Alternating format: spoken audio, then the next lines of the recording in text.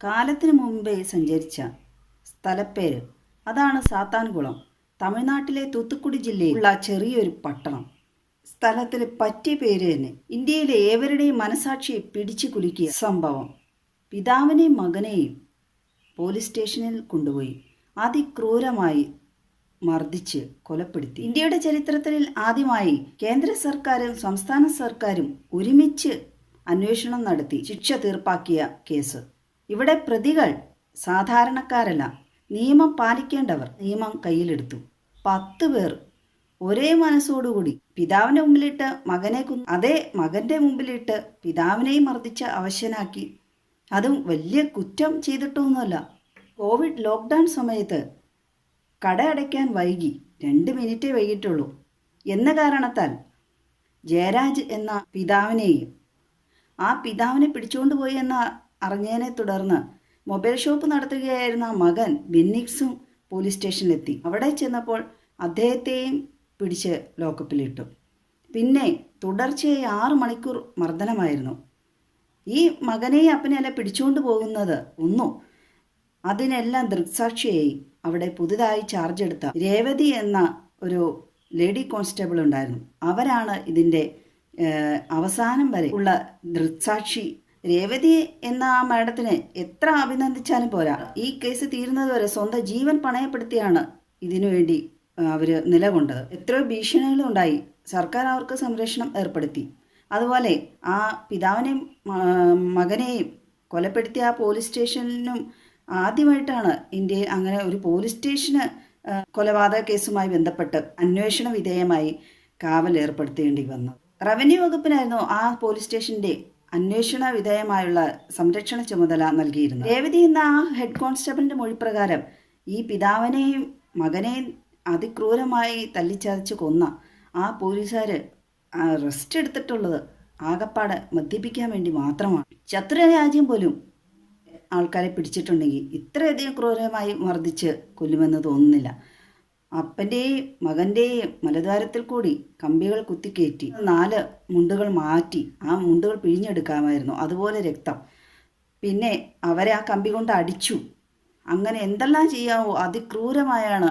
സൈക്കോപാത്തുകളായിരുന്നു അവരെല്ലാവരും. ആ കേസ് വിധിച്ച് മുത്തുകുമാരൻ എന്ന ആ ജഡ്ജിയെയും വളരെ പ്രശംസിച്ചുകൊണ്ടാണ് ഇവിടുത്തെ ജനങ്ങൾ അദ്ദേഹത്തെ അഭിനന്ദിച്ചിട്ടുള്ളത്. കാരണം ഇതുപോലെയാണ് ഇതുപോലത്തെ ജഡ്ജിമാർ ഉണ്ടാവണം. ഈ സംഭവം നടന്ന സമയത്ത് വളരെ കോളിളക്കമാണ് സൃഷ്ടിച്ചത്. ഒത്തിരി പ്രതിഷേധങ്ങൾ അരങ്ങേറി. കോവിഡ് ആയിരുന്നിട്ട് പോലും പ്രശസ്ത സിനിമാ താരങ്ങൾ ഖുശ്ബു, സൂര്യ, പ്രിയങ്ക ചോപ്ര അങ്ങനെയുള്ള സെലിബ്രിറ്റീസ് എല്ലാം ട്വീറ്റ് ചെയ്തു. 2020 ജൂൺ 19 ജയരാജ് എന്ന അപ്പനെയും അദ്ദേഹത്തിൻ്റെ മകൻ ബെന്നിക്സിനെയും പോലീസ് പിടിച്ചുകൊണ്ടു പോകുന്നത്. പിറ്റേ ദിവസം അതീവ ഗുരുതരാവസ്ഥയിൽ ആശുപത്രിയിൽ എത്തിക്കുകയും മണിക്കൂറുകളുടെ വ്യത്യാസത്തിൽ ആ മകനും അപ്പനും ജീവൻ നഷ്ടപ്പെട്ടു. കുടുംബം നയിക്കേണ്ട പുരുഷന്മാർ മരണപ്പെട്ടിരിക്കുന്നു. എന്തൊരു ദുരവസ്ഥയാണ്. ഒരു വീട്ടിൽ ഒരേ സമയം 5 വർഷം കാത്തിരിക്കേണ്ടി വന്നു അവർക്ക് നീതി ലഭിക്കാൻ. ഒരുപക്ഷെ ലോകത്തിൽ തന്നെ ആദ്യമായിട്ടായിരിക്കാം ഇതുപോലെ ഇത്രയും പോലീസുകാർക്ക് ഒരുമിച്ച് ഇരട്ട വധശിക്ഷ ലഭിക്കുന്നത്. ഇനി ഒരു പോലീസുകാരും ഇതുപോലെ ചെയ്യരുത്, ആവർത്തിക്കരുത് എന്ന ഒരു പാഠത്തിന് വേണ്ടിയാണ് ഇതുപോലെ ശിക്ഷ വിധിക്കുന്നത് എന്നാണ് കോടതി പറഞ്ഞിരിക്കുന്നത്. 650 പേജുള്ള കുറ്റപത്രമായിരുന്നു. മദ്രാസ് ഹൈക്കോടതിയുടെ കീഴിലുള്ള മധുര ബെഞ്ച് സ്വമേധയാ കേസെടുത്താണ്. കോവിൽപ്പെട്ടി പോലീസാണ് ഈ കേസ് അന്വേഷിച്ചത്. CBIക്ക് വിട്ടു കേസ്. അതിൻ്റെ ഇടയിൽ പ്രതികളായ പോലീസുകാർ പല വാദങ്ങളും ഉന്നയിച്ചു. അപ്പനും മകനും ഇവരോട് എതിർത്ത് സംസാരിച്ച് ഇവരെ അസഭ്യം പറഞ്ഞു. അതുകൊണ്ടാണ് ഇവരെ ഇതുപോലെ പിടിച്ചുകൊണ്ട് ഈ ക്രൂരമായി മർദ്ദിച്ചതെന്ന്. കൊലപ്പെടുത്തിയായിട്ട് സമ്മതിക്കുന്നില്ല. ഈ അച്ഛനും മകനും ലിവറിനും ഉള്ളിൽ അസുഖങ്ങളൊക്കെ വന്നാണ് മരിച്ചു പോയതെന്നാണ് അവർ വാദിച്ചത്. പക്ഷേ കള്ളമാണെന്ന് CCTV ദൃശ്യങ്ങൾ തെളിയിച്ചു. പോലീസുകാർ പറഞ്ഞു അവർക്ക് മക്കളുണ്ട്, ഭാര്യമാരുണ്ട്, അതുണ്ട്. അതേപോലെ തന്നെ കുടുംബവും എല്ലാം ഉണ്ടായിരുന്നവരായിരുന്നു ഈ മരണപ്പെട്ടവരും. അത്രയും മണിക്കൂർ ഇവരെ മർദ്ദിക്കുമ്പോൾ ഈ പോലീസുകാർക്ക് അവരുടെ മനസ്സ് തിരുത്താനുള്ള അവസരമുണ്ടായി. അപ്പനെയും മകനെയും കൊല്ലണ്ട എന്നുള്ള തീരുമാനിക്കാൻ അവർക്ക് അവസരമുണ്ടായിരുന്നു. അത് ചെയ്തില്ല അവർ. പോലീസുകാർ മറ്റുള്ളവരുടെ നികുതി പണം കൊണ്ട് അവരെ തന്നെ ജനങ്ങളെ തന്നെ കൊന്നു കളഞ്ഞാൽ എങ്ങനെയാണ്? ഇതാണ് കോടതി ചോദിക്കുന്നത്. 10 പേര് ഒരേ മനസ്സോടു കൂടിയാണ് അവരെ കൊലപ്പെടുത്തിയത്. അതിൽ ഒരു പോലീസുകാരൻ കോവിഡ് വന്ന് മരണപ്പെട്ടു. ആദ്യ ഈ കേസുമായി ബന്ധപ്പെട്ടു വന്ന ജഡ്ജി ഭാരതി രാജ എന്ന അദ്ദേഹത്തെ പോലും പോലീസിലെ ഉന്നത ഉദ്യോഗസ്ഥർ ഭീഷണി വരെപ്പെടുത്തിയിരുന്നു, ഒന്നും ചെയ്യാൻ കഴിയില്ല എന്ന് പറഞ്ഞു. ജസ്റ്റിസ് മുത്തുകുമാരൻ എന്ന അദ്ദേഹം അതിവിദഗ്ധമായാണ് ഇവരെ പൂട്ടിയത്. ഇരട്ട വധശിക്ഷയായതുകൊണ്ട് ഊരിപ്പോരാൻ സാധ്യത കുറവാണ് എന്നാണ് എത്ര അപ്പീൽ പോയാലും. ഇരട്ട വധശിക്ഷ, ഒന്ന് പിതാവായ ജയരാജനെ കൊന്നതിലും രണ്ടാമത് ബെന്നിക്സ് എന്ന മകനെ മർദ്ദിച്ച് കൊന്നതിലും ഒരു കുറ്റവും അച്ഛനെ മകനെക്കുറിച്ച് പറയാൻ ആ വീട്ടുകാർക്കില്ല. നാട്ടുകാർക്കും എതിരഭിപ്രായമില്ല. അവിടുത്തെ വ്യാപാരി അസോസിയേഷൻസും പിന്നെ ബെന്നിക്സിൻ്റെ സുഹൃത്തുക്കളും ഒത്തിരി പേരാണ് ഇവരുടെ ഈ മരണസംബന്ധമായി പ്രതിഷേധത്തിനിറങ്ങിയത്. 1,40,000 രൂപ വീതം പിഴയും വിധിച്ചിട്ടുണ്ട് ഈ പോലീസുകാർക്ക്.